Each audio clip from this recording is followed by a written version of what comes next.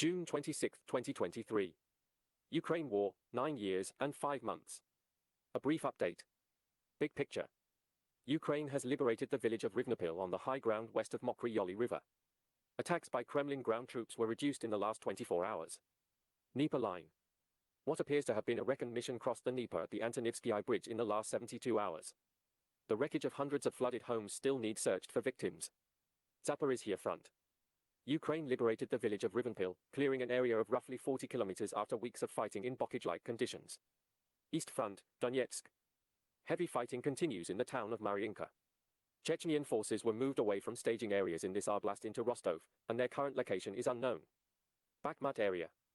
Moscow is making a large number of attacks out of the Soledar and Krasnohora vicinities.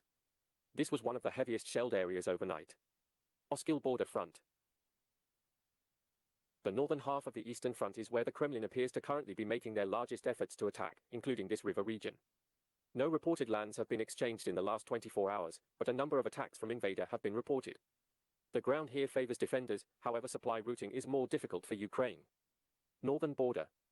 Shelling appears to have slowed over the last 24 hours out of Belgorod. The Moscow activated reserves corresponding to Wagner movements over the weekend are not necessarily accounted for. Both groups may yet present a risk. Black Sea.